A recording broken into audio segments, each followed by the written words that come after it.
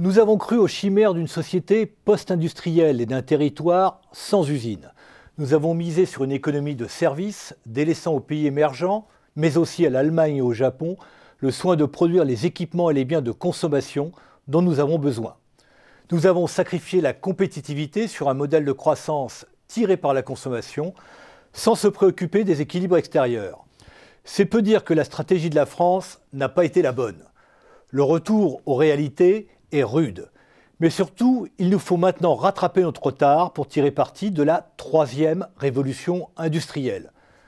C'est le signal d'alarme tiré par Christian Saint-Etienne qui vient de publier « France, état d'urgence ». Christian Saint-Etienne, bonjour. Bonjour.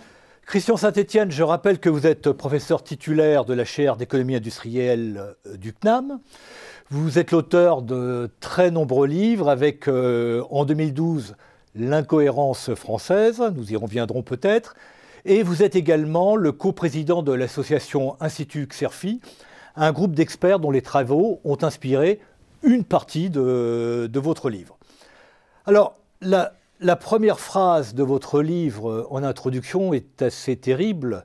Je ne vais pas lire toute l'introduction, mais juste la première phrase, parce qu'il est question de 40, d'humiliation, etc. Mais la toute première phrase. L'histoire de France depuis plus de 30 ans est celle d'une longue chute collective. Et vous évoquez même un mécanisme infernal. Comment en est-on arrivé là? Je pense qu'il y a deux filières de trames fondamentales pour comprendre la situation de l'économie française aujourd'hui. Il y a d'abord un contresens stratégique quasi total sur le monde dans lequel on est. C'est-à-dire et qui a partagé par l'ensemble des élites politiques, mais presque aussi économiques, puisque je cite notamment début des années 2000, Turuk, qui voulait faire l'entreprise sans usine. Et à l'époque, il était le porte-parole de tout un ensemble de gens qui voulaient aller dans cette direction, tous issus de la haute administration, sans aucune expérience du terrain, parachutés dans des entreprises qu'ils ont dilapidées et brisées. Alcatel n'est plus rien aujourd'hui, c'est l'ombre du très grand groupe que c'était, alors que Samsung, qui n'était rien il y a 15 ans, est aujourd'hui le challenger d'Apple. Mais une idéologie d'une France sans usine partagée aussi bien par le monde de la classe politique que par le grand patronat, en quelque sorte. Oui, absolument. Par la classe, par les médias. La responsabilité des médias est très forte, et je le dis aussi quand j'interviens dans des médias, et d'ailleurs, ils en conviennent. Je pense qu'il y a eu une incompréhension complète de ce qui s'est passé. Quelle a été l'origine de cette erreur, si vous voulez? Il y a eu deux grandes révolutions industrielles avant celle dans laquelle nous sommes. Très rapidement, la première, on ne sait pas pourquoi, mais les trois commencent à peu près dans les années 80. Donc 1780, c'est la première révolution industrielle avec la machine à vapeur. C'est la première fois que l'homme est capable de démultiplier sa puissance par une machine au-delà de ce qu'il avait pu faire en domestiquant les animaux et en essayant de s'organiser par le travail de la multitude. Mais donc c'est l'invention de la machine à vapeur. Derrière, c'est tout le système des machines utilisant ce moteur à vapeur, notamment le chemin de fer, avec la constitution d'un réseau. Et donc on a une sorte de couple qui se met en place autour de la machine à vapeur et du chemin de fer, donc de la locomotive à vapeur et de tous les réseaux qui sont construits à l'époque. Ensuite, la deuxième révolution industrielle, à partir de 1880, elle est fondée à la fois sur le moteur à explosion, mais aussi et surtout sur l'électricité. La particularité du moteur électrique qui est inventé vers 1880, c'est de permettre de donner de l'énergie à toutes les machines indépendamment les unes des autres. Parce que quand la seule source d'énergie était la machine à vapeur, c'était très compliqué d'avoir une source d'énergie vapeur. Et donc, on reliait toutes les machines par des systèmes de courroies très compliqués à la source unique de machine à vapeur. Et donc, ça rendait... D'abord, les entreprises étaient de petite taille, et puis ça limitait fortement la flexibilité du système de production. Avec le moteur électrique, on va pouvoir avoir une flexibilité très grande des systèmes de production et des modes d'organisation. Ce qui va permettre la naissance de la grande entreprise. Et ça permet donc la naissance de la grande entreprise, ce qui amène d'ailleurs le développement des théories du management, puisqu'à ce moment-là, il faut manager des masses d'hommes considérables. Donc tout ceci se déploie au cours du XXe siècle. Et puis il y a une troisième révolution industrielle qui apparaît vers 1980, il y a 30 ans. Et cette révolution industrielle, elle est fondée notamment sur l'informatique, sur ensuite Internet, mais de façon aussi très forte sur un nouveau système d'innovation entrepreneuriale qui se met en place. Et si vous voulez, l'erreur capitale, fondamentale, aussi dramatique que celle du haut commandement français dans les années 30 en termes de stratégie militaire, c'est de penser que, alors qu'effectivement nous sortions de la deuxième révolution industrielle, les élites françaises ont pensé qu'on sortait du monde industriel. Donc, ils n'ont pas vu qu'on rentrait dans une économie de l'immatériel, de la dématérialisation. Voilà. Ils n'ont pas compris qu'on rentrait dans une troisième révolution industrielle. Qui était plutôt hyper-industrielle. Qui est en fait hyper-industrielle, avec une robotisation. Il fallait au contraire aller vers la robotisation, avec des systèmes de production hyper-capitalistiques. Et donc, c'est à ce moment-là qu'en France, on va à l'inverse.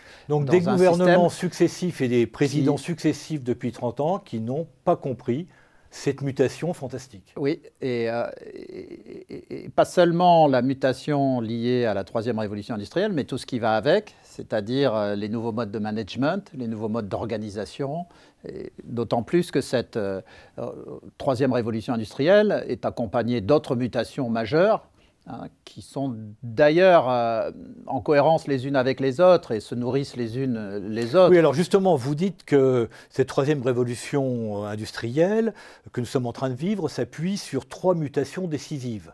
Et vous insistez tout d'abord sur un nouveau système technique et de nouveaux modes de consommation.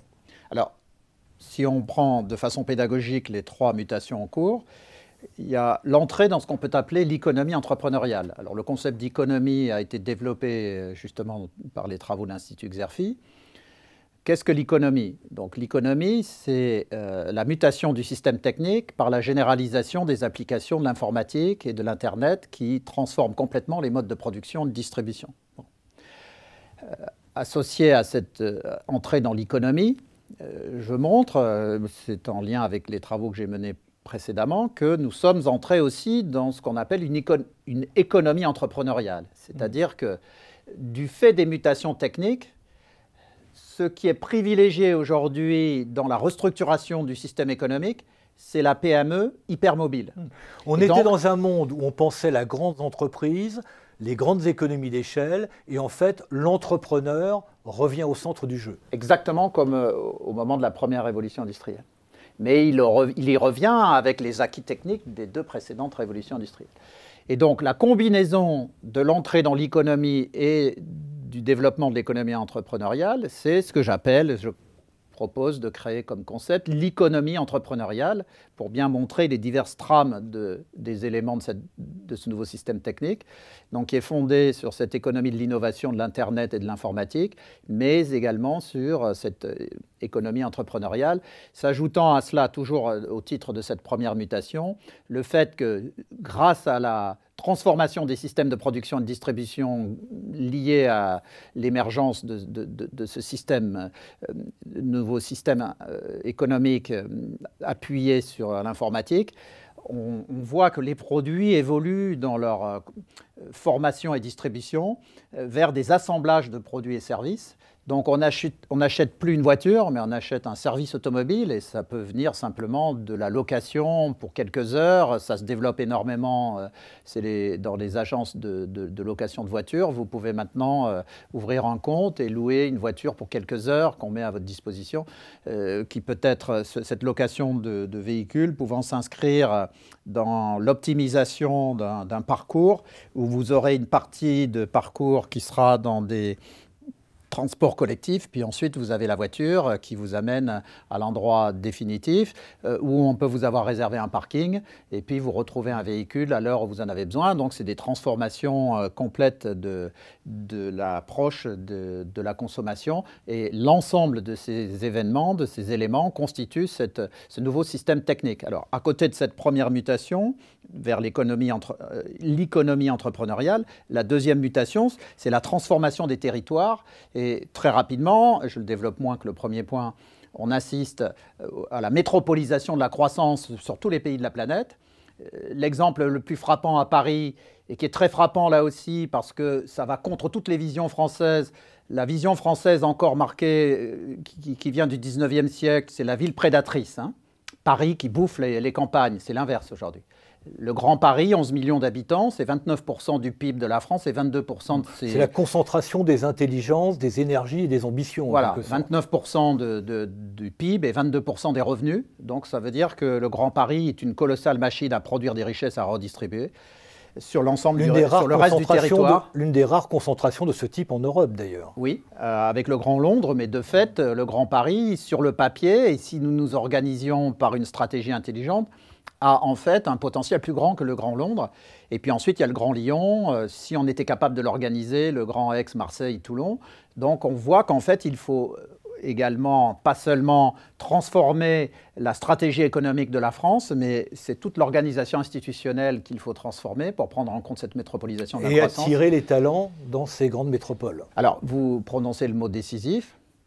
Dans cette politique-là, nous sommes en concurrence absolue avec tous les autres territoires de la planète pour attirer les gens qui sont les acteurs de cette économie entrepreneuriale.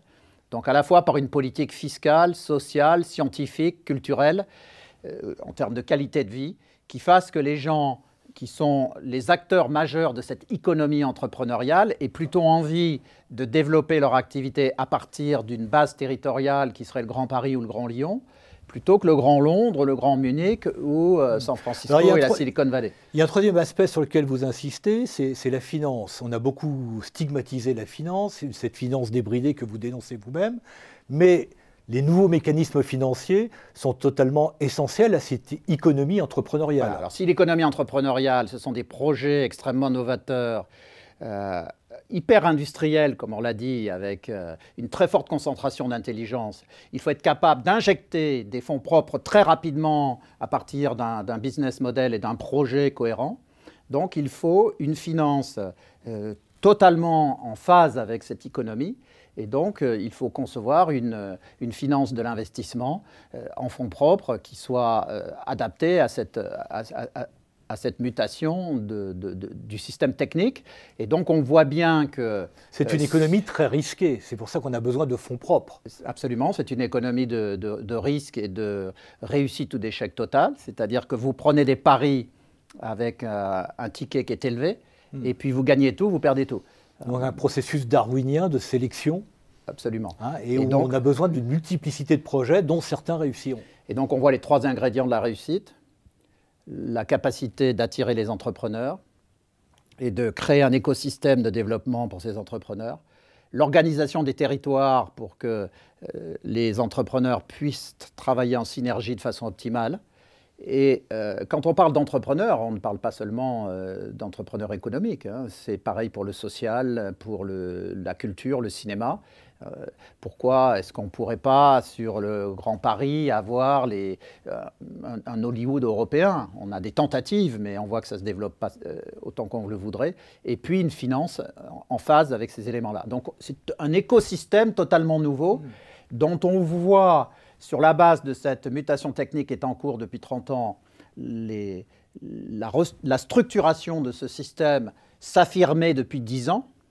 Et d'ailleurs, comme on commence à le développer à l'intérieur de l'Institut Xerfi, on comprend suffisamment clairement aujourd'hui comment fonctionne ce nouveau système pour en tirer à la fois le conceptualiser, comme j'essaye de le faire dans le livre, mais en tirer des orientations de politique économique. Alors, ce qui vous désespère, c'est qu'on est en train de complètement rater cette troisième révolution industrielle. Vous parlez de médiocrité consentie. Comment peut-on mettre en place cet écosystème? Et quelles sont les erreurs que nous sommes en train de faire? Alors, prenons les trois ingrédients clés. L'entrepreneuriat, l'organisation des territoires et une finance d'investissement. La France fait tout faux à 180 degrés sur les trois ingrédients de la transformation du système économique et social dans lequel nous vivons aujourd'hui. Sur l'entrepreneuriat, la loi de finances 2013 votée en France en octobre-novembre, c'est la destruction de l'écosystème de l'entrepreneuriat. Donc, par incompréhension absolue de ceux qui nous gouvernent, mais ceux qui les avaient précédés n'avaient pas mieux compris, puisque à la fin du quinquennat de Sarkozy, dans la dernière année, il y avait eu 20 milliards de hausse d'impôts. Hein. sur 2 ans, on a 40 milliards de hausse d'impôts, 20 milliards sous Sarkozy, 20 milliards sous Hollande. Nous sommes dans le prolongement et dans l'accélération. Et donc, depuis 3 ans, même si Sarkozy, sur d'autres points, avait perçu un certain nombre de choses, il n'a pas compris cet écosystème non plus. Donc, il y a cet écosystème de l'entrepreneuriat. Il y a la nécessité d'organiser les territoires pour attirer les entrepreneurs de toute nature et tous les chercheurs au plan mondial sur des territoires. La politique française, c'est au contraire tout faire pour que les gens ne viennent pas. Donc, comme la France est fabuleusement attrayante, il y a quand même des gens qui viennent, mais on voit que les gens partent. On ne va pas commenter l'actualité.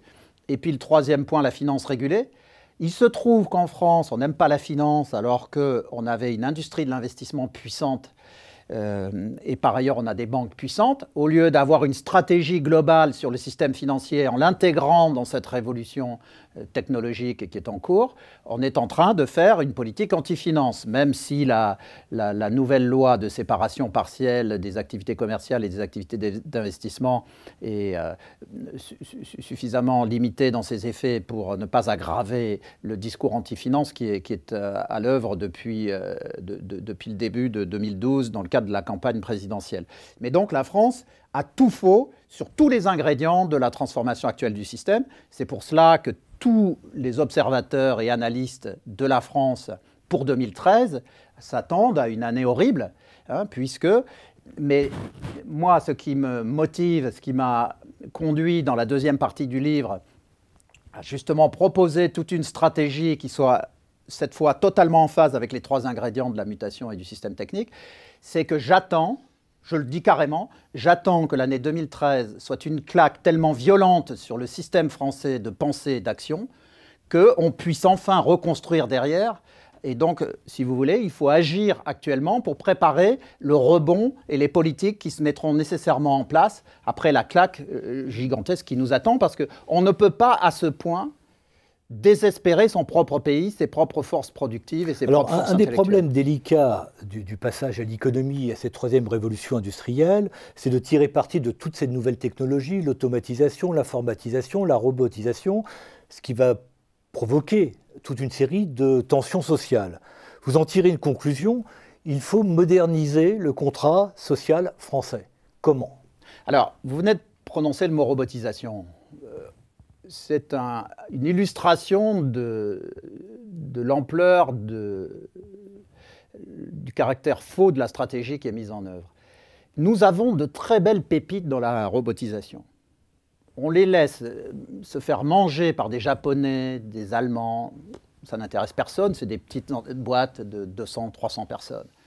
Alors que dans cette révolution hyper industrielle où il faut robotiser tous les systèmes de production pour redevenir compétitifs, les entreprises de robots sont clés.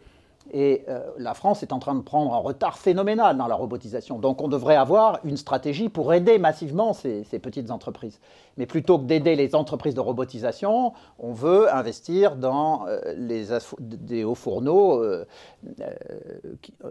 antiques qui ne sont plus adaptés à la production d'acier. L'acier lui-même restant une industrie d'avenir, mais à condition que ce soit des aciers à forte valeur ajoutée. Alors vous parliez du contrat social.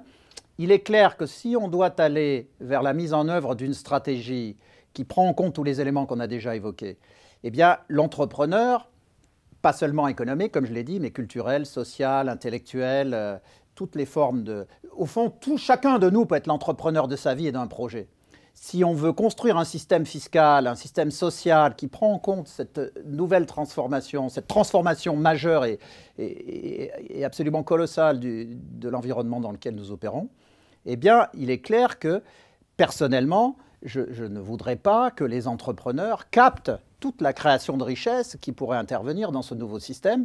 C'est pour cela que je pense qu'il faut accompagner une stratégie totalement novatrice pour rentrer et puis surtout déjà rattraper le retard qu'on a pris et puis accélérer dans la modernisation de la France. On ne peut pas se contenter d'une fiscalité favorable aux entrepreneurs. Absolument. Il faut qu'il y ait un partage de la richesse qui va être produite par ce nouveau système économique. Et de même qu'au cours des années 60, De Gaulle avait développé le partage des revenus, je pense qu'il faut mettre en place des outils de partage du capital. Parce que si on met en place une stratégie fiscale et sociale qui permette enfin le développement de nos capacités entrepreneuriales, et elles sont immenses en France, simplement on les casse, on les gifle en permanence, donc les gens partent et se développent peu. Mais si on remet en place une stratégie offensive, le pays va se redévelopper, comme il l'a toujours fait chaque fois qu'on a eu une politique intelligente au XXe siècle. Et donc, si on arrive à faire ça, il faut que les salariés deviennent coactionnaires de leurs entreprises à 15, 18, 20% du capital. On voit d'ailleurs que les entreprises dans la globalisation dans laquelle il y a un actionnariat salarié résistent beaucoup mieux aux tentatives de prédation. Donc il faut absolument repenser l'association du capital et du travail pour que le passage de la situation actuelle française, qui est une négation de la troisième révolution industrielle, à une stratégie qui prendra en compte cette révolution industrielle, qui transformerait l'organisation de nos territoires, qui mettrait en phase notre finance avec les besoins de cette révolution économique, il faudrait que donc, cette transformation soit au bénéfice de la totalité de la population, puisque comme nous sommes dans un système démocratique, il faut à la fois expliquer ce qui se passe et montrer l'intérêt pour tous d'aller dans cette direction. Donc transformer l'économie, c'est aussi transformer les institutions, si je vous ai bien écouté, à travers ce contrat social. France, état d'urgence, une stratégie pour demain. Christian Saint-Etienne, je vous remercie. Merci.